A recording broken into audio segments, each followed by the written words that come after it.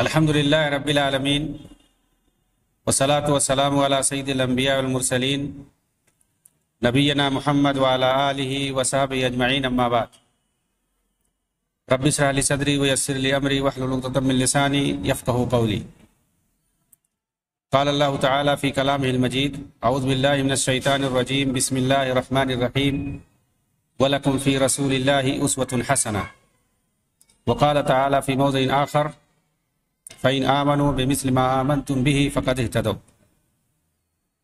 ناظرین کرام، محترم سامعین حضرات،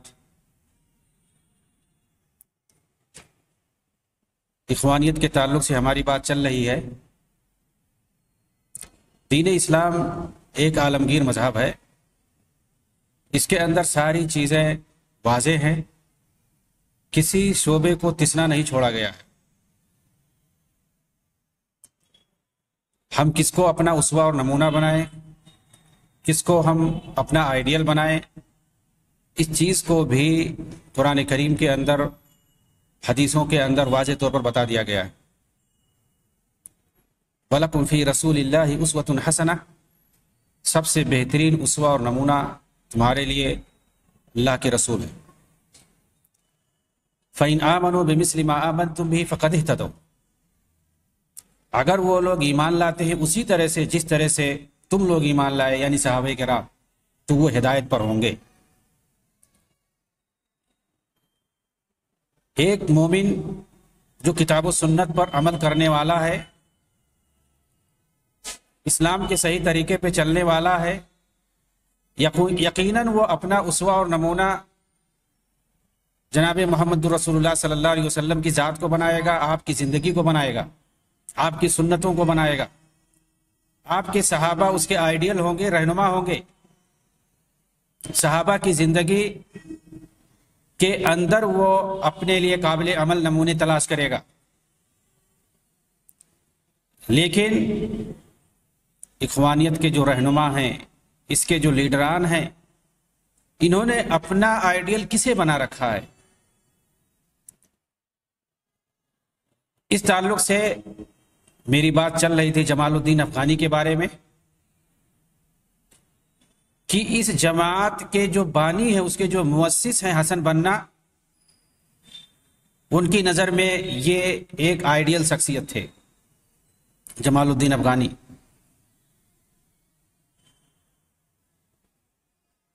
ان کے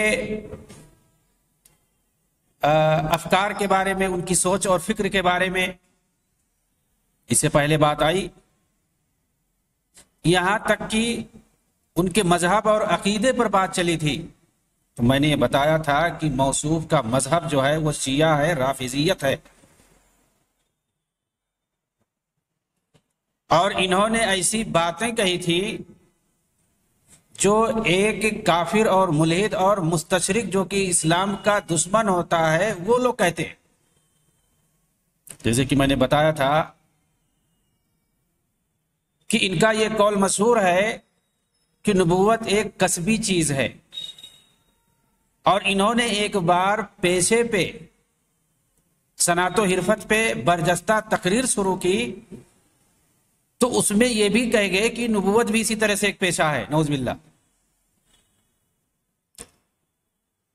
یہ چیزیں مستشرق جو ملحد ہوتے ہیں وہ لوگ ایسی باتیں کہتے ہیں، جن کے نزدیک الہام، وحی کوئی چیز نہیں ہوتی ہے۔ انسان جو کچھ حاصل کرتا ہے وہ اپنی قوت سے، اپنی طاقت سے، اپنی ریاض، اپنی جد و جہد سے حاصل کرتا ہے۔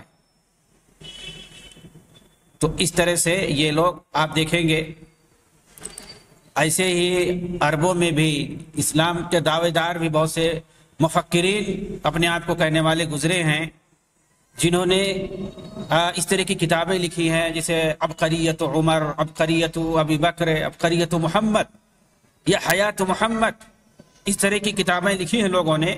اس کے اندر دراصل یہی ثابت کرنا چاہتے ہیں۔ عبقریہ معنی ہوتا کہ عبقریت، عبقریت کا مطلب ہوتا ہے کہ انسان کے اندر اللہ تعالیٰ ایسی طاقت دیتا ہے، وہ اپنی طاقت اور قوت کے بلبوتے، اپنے انٹلیکچوئل فکر کے بلبوتے وہ بہت ساری چیزیں حاصل کر لیتا ہے۔ غور و فکر اور سوچ کے ذریعے سے، یعنی گویا کہ اس کے سوچنے اور سمجھنے کی جو قوت ہے، جو طاقت ہے، وہ بہت پاورفل ہوتی ہے۔ تو اس طرح سے یہ لوگ ثابت کیے ہیں عبقریت، یعنی نبی صلی اللہ علیہ وسلم کے درمیان کوئی عبقریت تھی، کوئی مطلب طاقت تھی پاورفل ان کے دماغ کے اندر، ان کے دل کے اندر۔ اس کا مطلب یہ ہوا کہ کوئی مافوق الفطرت کسی چیز کی ضرورت انہیں نہیں پڑی تھی، کسی الہامی چیز کی، کسی الہی چیز کی ربانی کوئی کاریگری اس میں نہیں ہے۔ اس سے دبے لفظوں میں الہام اور وحی کا انکار ہے۔ اب ایسی صورت میں، اب جیسے مثال کے طور پر قرآن پاک ہے، تو اس کو یہ لوگ ثابت کرنا چاہتے ہیں کہ یہ اللہ کے رسول صلی اللہ علیہ وسلم نے اپنی طرف سے لکھا ہے، اور اللہ کے رسول صلی اللہ علیہ وسلم کو ثابت کریں گے کہ وہ اعلیٰ معیار پہ تھے، بہت فصیح اللسان تھے، ان کی طرح سے کوئی بولنے والا نہیں عربوں میں گزرا تھا۔ تو ظاہر سی بات ہے قرآن اسی طرح سے آیا کہ اس طرح کوئی نہیں بنا سکتا ہے، اس لیے کہ اس کا جو مصنف ہے، اس کا جو کہنے والا ہے، اس کا جو لکھانے والا ہے، وہ سب سے اعلیٰ معیار پہ تھا، وہ عبقریت میں سب سے اعلیٰ معیار پہ تھا۔ نبی صلی اللہ علیہ وسلم کی تو ایک طرف تعریف کرتے ہیں انسانیت کے اعتبار سے، انسان ہونے کے اعتبار سے، لیکن دوسری طرف وہ وحی اور نبوت اور رسالت کا انکار کرتے ہیں، کیونکہ یہ اللہ کا حق ہے، وہ جس کو چاہتا ہے دیتا ہے۔ اللہ تعالیٰ جس کو نبوت چاہتا دیتا ہے، رسالت جس کو چاہتا دیتا ہے، جس پر چاہتا ہے وحی اور الہام کرتا ہے، یہ کسی انسان کے بس کی بات نہیں ہے۔ تو اس طرح کی بات انہوں نے کہی کہ نبوت ایک کسبی چیز ہے، انسان اپنی محنت اور مشقت سے حاصل کرتا ہے۔ اسی طرح سے ان کا مذہب جو تھا وہ شیعہ اور رافضی مذہب تھا، جو ڈھکا چھپا نہیں رہے، سب جانتے تھے۔ چنانچہ جمال الدین افغانی کے خالہ زاد بھائی تھے مرزا لطف اللہ خان، انہوں نے اپنی کتاب جمال الدین اسدہ بازی صفحہ نمبر 34 کے اندر لکھا ہے کہ سلطان عبد الحمید کے سامنے، سلطان عبد الحمید ثانی، جس کو کمالیوں نے پکڑ کے قید کر دیا تھا اور اس کے بعد خود قبضہ کر لیا حکومت پہ، 1909 کے اندر ان کو ہٹا دیا زبردستی اور خود قبضہ کر لیا کمالیوں نے، اور اس کے بعد 1923 کے اندر جو خلافت کسی طرح سے قائم تھی ختم کر دیا، اس کے ملغا ہونے کا اعلان کر دیا۔ کمالیوں کا تذکرہ میں اس لیے کر رہا ہوں کیونکہ اس جماعت کا تعلق ان کمالیوں سے بھی ہے۔ اس جماعت کے اندر بہت سارے رہنما اس وقت جو سرگرم تھے، ایکٹیو تھے، وہ لوگ انہی کمالیوں سے ملے ہوئے تھے ترکی کے اندر۔ تو سلطان عبد الحمید کے سامنے جمال الدین افغانی کی حقیقت اس وقت کھل کر سامنے آ گئی جب مظفر الدین شاہ نے ایرانی سفیر علاء الملک کے دستاویز کو پڑھ کر سنایا۔ وہ دستاویز جسے ترکی حکومت کی طرف بھیجا گیا تھا، جس میں دو ٹوک دلیلوں سے یہ ثابت کیا گیا کہ جمال الدین ایرانی شیعہ ہیں، افغانی لباس اور سنی مسلک کے نام پر اپنا عقیدہ و مسلک چھپا کے رکھتے ہیں۔ مصطفیٰ فوزی غزال نے اپنی کتاب دعوت و جمال الدین افغانی فی میزان الاسلام، یہ ان کی زندگی کے بارے میں جاننے اور سمجھنے کے لیے بہت اہم کتاب ہے۔ اس کے اندر صفحہ نمبر 71 پر لکھتے ہیں کہ ہم موصوف کی پوری تعلیم پر ایک دائرانہ نظر دوڑائیں تو پتہ چلے گا کہ آپ کی پوری تعلیم شیعی تھی، تشیع پر مبنی تھی۔ آپ جتنے بھی مدرسوں میں اور جتنے بھی شیوخ سے تعلیم حاصل کی ہے وہ سب خالص شیعہ تھے۔ چنانچہ آپ نے ابتدائی تعلیم ایک ایرانی شہر قزوین میں حاصل کی تھی۔ بتایا جاتا ہے کہ اسی شہر میں ایک بار موصوف کو شاہ ناصر الدین کے قاتل بابی کے ساتھ جیل میں جانا پڑا تھا، کیونکہ وہیں پر رہتے تھے، شیعوں کے ساتھ رہتے تھے، انہی کے ساتھ وہ تعلیم حاصل کرتے تھے۔ تو ان کے ساتھیوں کو جب پکڑا گیا، گرفتار کیا گیا، تو ان کو بھی گرفتار کر لیا گیا تھا، گرچہ یہ ملوث نہیں تھے۔ پھر وہاں سے منتقل ہو کر تہران چلے آئے۔ ابتدائی تعلیم انہوں نے قزوین میں حاصل کی، اس کے بعد وہاں سے منتقل ہو کے تہران آئے جو کہ ایران کی راجدھانی ہے، اور تعلیم وہیں پر پوری مکمل کی انہوں نے۔ پھر وہاں سے عراق چلے گئے، جہاں کے شیعی مقدس جگہوں پر علمی حوزات کے اندر اعلیٰ تعلیم حاصل کی.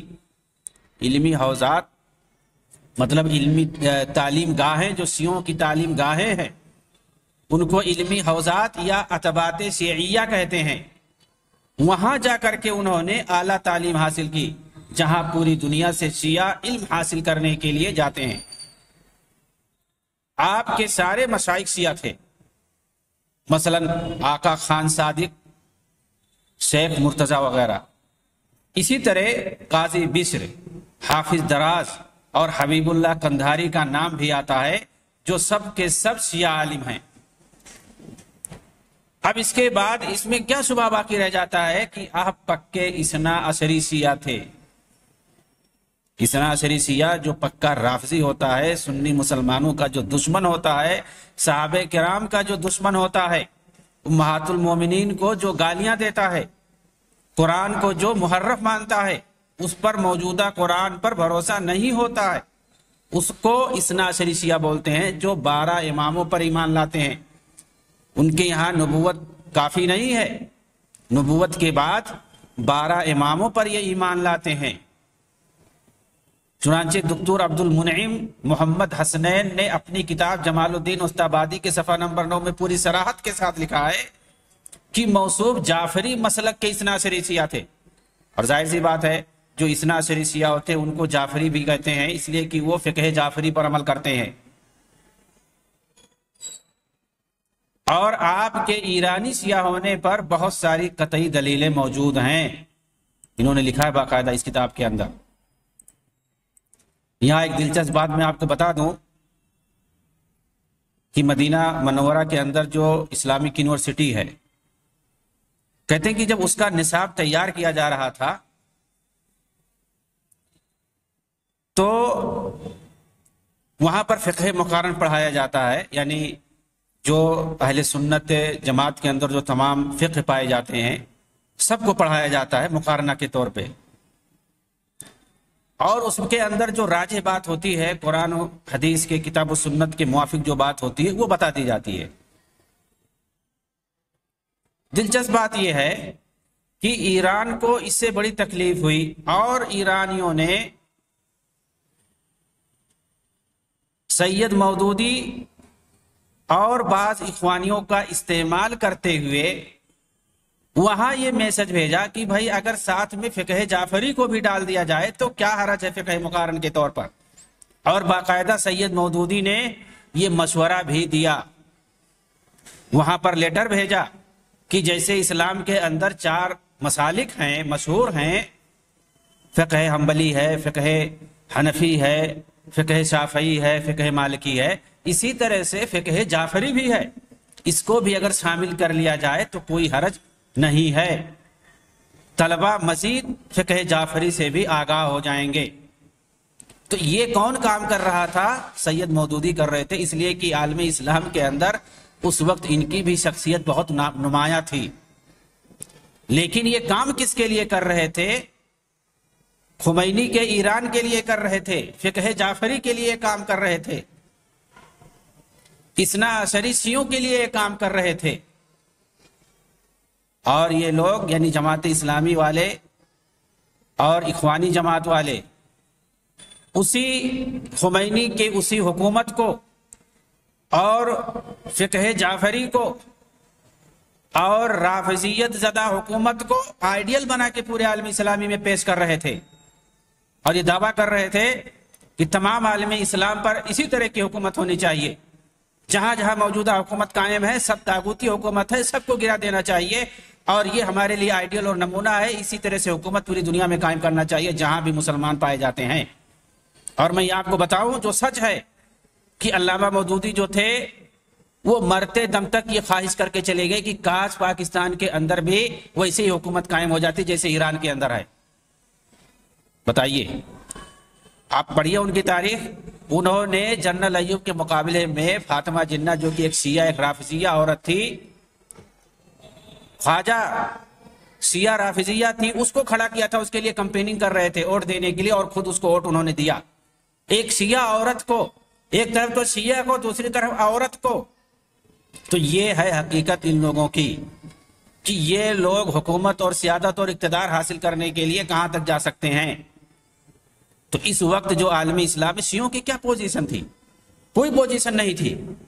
موجودہ دور کے اندر جو شیعہ اس طرح سے غالب دکھائی دیتے ہیں بہت سارے علاقوں میں، بہت سارے خطوں میں اور بہت سارے ممالک میں، یہ انہی جماعت اسلامیوں اور اخوانیوں کی دین ہے کہ ان لوگوں نے میڈیا کے اندر، ان لوگوں نے اکیڈمک ذریعے سے اور ان لوگوں نے اپنی جو ہے لٹریچروں اور کتابوں کے ذریعے سے پھیلایا ان کے بارے میں، ان کو گویا اسلامائز کر کے پیش کیا کہ یہ لوگ بڑے خیر خواہ ہیں، دین اسلام کے یہ لوگ محافظ ہیں، اس طرح بنا کے پیش کیا گیا۔ اسی لیے آج آپ دیکھیں گے جہاں جہاں اخوانی جماعت پائی جاتی ہے وہاں وہاں شیعی تنظیم پائی جاتی ہے، وہاں ان لوگوں نے گھسا دیا ہے شیعہ۔ لیکن جب شیعہ جہاں گھستے ہیں صرف دینی تنظیم نہیں بناتے ہیں، وہاں پر عسکری اور فوجی ملیشیا بھی بنا دیتے ہیں۔ تو یہ سب انہی جماعت اسلامیوں اور اخوانیوں کی دین ہے کہ جگہ جگہ پورے عرب ممالک سے لے کر کے افریقہ میں، بر صغیر پاک و ہند کے اندر یہ ہر جگہ پھیل گئے ہیں۔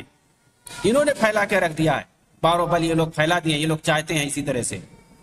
اور پورے عالمی اسلام اس وقت ان کے جو ہے ان کے سازشوں سے پریشان ہے۔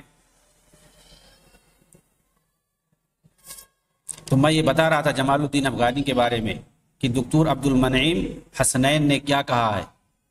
ان کے شیعہ رافضی فقہ جعفری مسلک پر ہونے کے لیے تمام دلیلوں سے ثابت کیا ہے،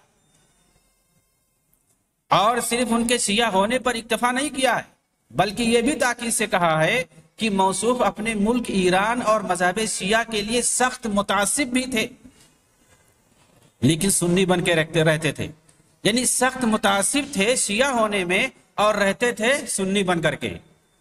یہاں تک کہ اپنے ساتھ ایک شیعہ خادم بھی رکھتے تھے جس کا نام ابو تراب تھا، اور اسے ہمیشہ اپنے ساتھ رکھتے تھے جہاں بھی جاتے۔ یہ صفحہ نمبر 35 اور 36 کے اندر انہوں نے لکھا ہے۔ موصوف جس طرح اپنا لباس بدلتے رہتے تھے اسی طرح ان کی فکر میں بھی تلون مزاجی پائی جاتی تھی۔ چنانچہ یہ شیعیت کے ساتھ ساتھ بابیت یعنی ان پر بہائیت کا بھی الزام لگایا گیا، اور بہائیت کے بارے میں ہر کوئی جانتا ہے کہ یہ اسلام کا سخت ترین دشمن ہے، جسے انگریزوں نے 1843 میں برٹش کانفرنس کے موقع پر پیدا کیا تھا، مسلمانوں کے اندر اختلاف پیدا کرنے کے لیے۔ اور اس کے لیے مرزا حسین علی مازندرانی کو کھڑا کیا تھا انگریزوں نے، جس نے اپنا لقب بعد میں بہاؤاللہ رکھا۔ اور عالم اسلامی میں اس باطل فکر کے پھیلنے میں یہودیت زدہ معصونیت نے پورا ساتھ دیا، اور جمال الدین افغانی یہ پکے معصونی تھے، اسے ہر کوئی جانتا ہے۔ آپ اس تعلق سے پوری تفصیل علی عبد الحلیم محمود کی کتاب جمال الدین افغانی کے اندر جا کے دیکھ سکتے ہیں، اور اسی طرح سے مصطفیٰ غزال کی جو کتاب ہے دعوت و جمال الدین افغانی، ابراہیم ادبی کی کتاب ہے رشید رضا الامام المجاہد۔ ان کتابوں کے اندر آپ دیکھیں گے تو تفصیل سے ان کے بارے میں بتایا ہے، اور ان کی معصومیت کو، ان کی شیعیت اور رافضیت کو دکھایا گیا ہے، ان کی بابیت اور بہائیت کو دکھایا گیا ہے۔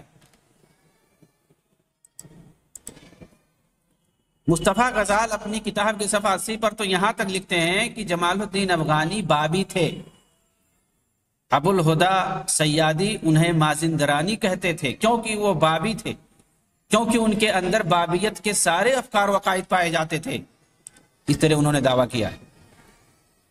دکتور امارہ نے اپنی کتاب الاعمال الکاملہ، یہ بہت بڑی کتاب ہے، اس کے صفحہ 30 کے اندر یہ لکھتے ہیں، اور اسی طرح سے محمد رشید رضا اپنی کتاب تاریخ الوسطاذ امام، اسے ان کے استاد محمد عبدہ مراد ہیں، اس کی پہلے جلد کے صفحہ نمبر 90 کے اندر لکھتے ہیں کہ ابو المہدی سیادی نے شیخ رشید رضا کے پاس خط لکھا کہ آپ لوگ کیسے جمال الدین کا دفاع کرتے ہیں جبکہ سرکاری محکموں میں ثابت ہے کہ وہ مازندرانی ہیں۔ مازندرانی مطلب بابی، سخت متعصب شیعہ گھرانے سے ان کا تعلق ہے، وہ دین سے ویسے ہی باہر ہے جیسے تیرے کمان جو ہے یہ شکار سے باہر ہو جاتی ہے۔ موصوف کی بابیت پر یہ دلیل بھی دی جاتی ہے، بابیت یعنی ان کے بہائی ہونے پر، کہ ایرانی شاہ ناصر الدین کا قاتل جو تھا وہ بابی تھا، جو کہ جمال الدین کا مقلد تھا، ان کا پیروکار تھا، ان کا معتقد تھا اور ان کے معتقدین میں سے تھا یہ۔ اور جس وقت حکومت بابیت سے جڑے لوگوں کو پکڑ رہی تھی ایران میں، اس وقت انہیں بھی پکڑا گیا تھا اور قاتل ہی کے ساتھ انہیں بھی جیل میں رکھا گیا تھا۔ 1268 ہجری میں جب ایرانی بادشاہ ناصر الدین کا قتل کیا گیا تو اس وقت قاتل نے یہ جملہ کہا تھا، یہ لو جمال الدین کے نام پہ، یعنی افغانی مراد ہے یہ۔ اور بہائیت کو معصونیت ہی نے قائم کیا ہے۔ کس لیے قائم کیا تھا؟ اسی لیے اسے قائم کیا تھا کہ حلولی صوفیت اور وحدت الوجودی الہادی فکر نے سارے ادیان کو ایک دین بنا کر کے پیش کیا جائے۔ جتنے ادیان دنیا میں پائے جاتے ہیں سب کو ایک دین بنا کر کے پیش کر دیا جائے۔ اس کے تعلق سے اگر تفصیل دیکھنا ہے، محسن عبد الحمید کی کتاب حقیقت البابیہ والبہائیہ جا کر کے دیکھ لیں، پوری تفصیل مل جائے گی اس کے اندر کہ بابیت اور بہائیت کا مقصد کیا تھا، انگریزوں نے اسے کس لیے قائم کیا تھا اور کن کن لوگوں کے ذریعے سے عالمی اسلام میں اس کو پھیلایا گیا ہے۔ مصر میں جا کر جمال الدین افغانی نے یہی کیا تھا، وہاں پر لوگوں کو معصونیت کی طرف دعوت دی، سارے ادیان کو ایک دین بنا کر پیش کیا، جبکہ وہ پہلے سے ہی وحدت الوجود پر ایمان لاتے تھے۔ اور یہ جان لیجئے کہ جو تصوف پر عقیدہ رکھتا ہے، محی الدین ابن عربی کو اپنا شیخ اکبر مانتا ہے، کوئی بھی ہو، وہ وحدت الوجود پر ایمان لاتا ہے۔ وحدت الوجود پر ایمان لانا یہ ان کے لیے ایک معمولی بات تھی، اس سے جو بڑی بات تھی وہ معصونیت پر ایمان لانا اور اس کی طرف لوگوں کو بلانا جو وحدت ادیان کے قائل ہیں۔ اور ایران میں بھی معصونیت کے پھیلانے میں انہوں نے بڑا کردار ادا کیا، جو کہ بابیت کا مرکز تھا، کیونکہ مازندران وہیں پر ہے، وہیں سے پوری دنیا میں بلکہ عالمی اسلام کے اندر بابیت اور بہائیت کو پھیلایا گیا ہے معصونیوں کے ذریعے سے۔ محسن عبد الحمید نے اپنی کتاب حقیقت البابیہ والبہائیہ کے صفحہ نمبر 102 پر لکھا ہے کہ بہائیت کے ذریعے یہودی معصونیت کا مقصد یہی ہے کہ اسلام کو نشانہ بنایا جائے۔ انہوں نے اس تحریک میں ایرانی یہودیوں کو شامل کیا ہے۔ ایران میں زمانے سے یہودی رہتے ہیں اور آج بھی وہاں ہزاروں کی تعداد میں رہتے ہیں اور قیامت تک رہیں گے، کیونکہ دجال جو وہاں سے نکلے گا، اور حدیثوں میں آتا ہے کہ جہاں سے دجال نکلے گا 70,000 یہودی اس کے ساتھ ہوں گے۔ 70,000 جو استعمال کیا گیا ہے حدیث کے اندر، یہ کثرت کے لیے ہے، اور زیادہ بھی ہو سکتے ہیں۔ 70,000 یہودی وہاں سے نکلیں گے دجال کے ساتھ۔ لیکن المیہ یہ ہے، سوشل میڈیا پر آپ دیکھیں گے کہ انہی لوگوں میں سے، اخوانیوں اور تحریکیوں میں سے بہت سے لوگ ایسے ہیں جو اس حدیث کو جو صحیح بخاری کے اندر ہے، صحیح کتابوں کے اندر ہے، اس کو مشہور نہ کر کے، اس کو پیش نہ کر کے ایسی روایتیں پیش کرتے ہیں جو موضوع من گھڑت ہیں، ضعیف روایتیں ہیں، جن سے یہ ثابت ہوتا ہے کہ مہدی یہ افغانستان سے نکلیں گے، یعنی جہاں سے دجال کو نکلنا تھا وہاں سے مہدی کو یہ لوگ نکال رہے ہیں، اور مہدی کو جہاں سے نکلنا تھا اور دجال کو جہاں سے نکلنا تھا، ان روایتوں کو یہ لوگ ہضم کر جاتے ہیں۔ تو دجال والی جگہ کو یہ لوگ مہدی والی، امام مہدی والی جگہ قرار دے رہے ہیں، جبکہ صحیح روایتوں میں صحیح بخاری وغیرہ کے اندر مشہور ہے کہ امام مہدی کہاں سے نکلیں گے، مدینہ کے ہوں گے، وہ مدینہ میں ان کی پیدائش ہوگی اور وہ اہل بیت سے ہوں گے، اور ان کا ظہور ہوگا مکہ کے اندر خانہ کعبہ کے پاس۔ یہ ساری چیزیں مشہور ہیں، موجود ہیں ساری چیزیں، لیکن یہ لوگ من گھڑت روایتوں کو پیش کرتے ہیں۔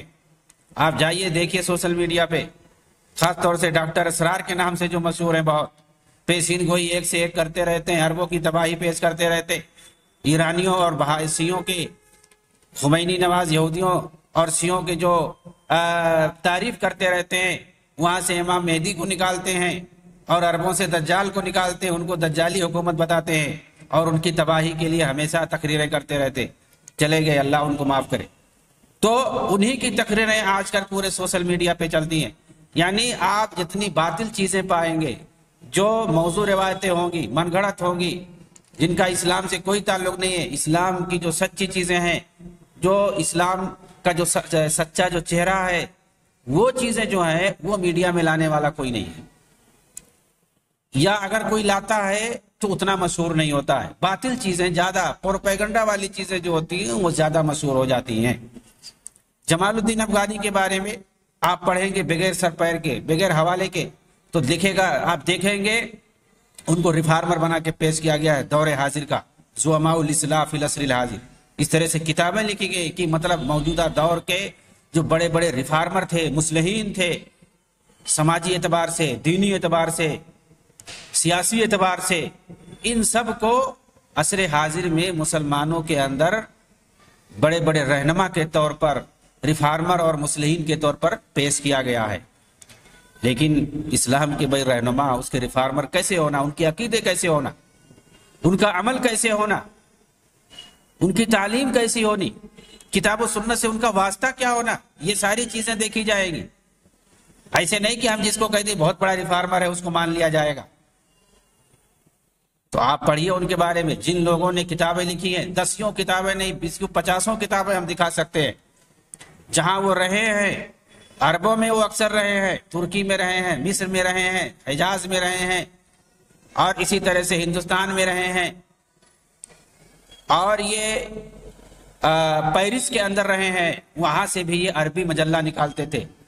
تو عربی میں انہوں نے کام کیا ہے، عربوں کے ساتھ ہی زیادہ رہے ہیں، اور انہوں نے جو کچھ لکھا پڑھا ہے سب عربی میں انہوں نے کام کیا ہے. ظاہر سی بات ہے عربی میں جو کتابیں لکھی ہوئی ہیں ان کے بارے میں وہ قابل اعتماد ہیں. جتنی کتابوں کا میں نے حوالہ دیا ہے وہ سب عربی کتابوں سے حوالہ دیا ہے. ان کے ساتھ جو رہے ہیں، ان کے جو شاگرد ہیں، انہوں نے اپنے تجربے کو بتایا ہے کہ ہمارے استاد کیسے تھے، یا ان کا زمانہ جنہوں نے پایا ہے، ان سے جن کا واسطہ پڑا ہے، ان لوگوں نے ان کے بارے میں حقائق لکھا ہے، اور انہی کی کتابوں کو معتبر مانا جائے گا. مصر میں جا کر انہوں نے، اب محسن عبد الحمید نے لکھا ہے باقاعدہ کہ مصر میں جا کر انہوں نے معصونیت کی دعوت دی، سارے ادیان کو ایک دین بنا کر کے پیش کیا، جبکہ وہ پہلے سے وحدت الوجود پر ایمان لاتے تھے. ایران میں بھی معصونیت کے پھیلانے میں انہوں نے بہت بڑا کردار ادا کیا. محسن عبد الحمید نے اپنی کتاب حقیقت البابیہ والبہائیہ کے 102 نمبر صفحہ میں لکھا کہ بہائیت کے ذریعے یہودی معصونیت کا مقصد یہی تھا کہ اسلام کو نشانہ بنایا جائے، اور اس کے لیے استعمال کون ہو رہے تھے؟ یہی لوگ ہو رہے تھے. انہوں نے اس تحریک میں ایرانی یہودیوں کو شامل کیا، اس کے لیے بہائیت کو تیار کیا تاکہ وہ انسانیت کے نام پر ہمارے مقاصد کو پورا کرے. چنانچہ ارض فلسطین پر یہودی ریاست کے قیام کے لیے یہ تحریک سب سے آگے تھی، اور اس تحریک کا ساتھ اخوانیوں کے پیروں اور مرشدوں نے بھی دیا تھا. یہی وجہ ہے کہ ان کی جماعت میں ہر فکر و خیال کے لوگ شامل رہتے ہیں، چاہے وہ جہمی ہو، رافضی ہو، عیسائی ہو، یہودی ہو.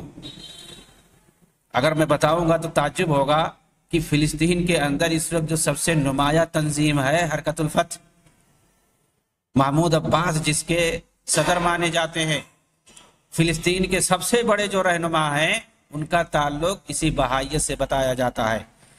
اور یہ بھی تعجب ہوگا کہ بہائیوں کا جو مرکز ہے وہ فلسطین کے اندر ہے، عکا میں ہے. ان کا مرکز عکا کے اندر ہے، ادھر ہی یہ لوگ رک کر کے نماز پڑھتے ہیں، جو بھی عبادت کرنا ہوتا ہے کرتے ہیں. اور وہاں بہت سارے بہائی ہیں. فلسطین کے لیے لڑنے والے سب سے آگے یہی تھے.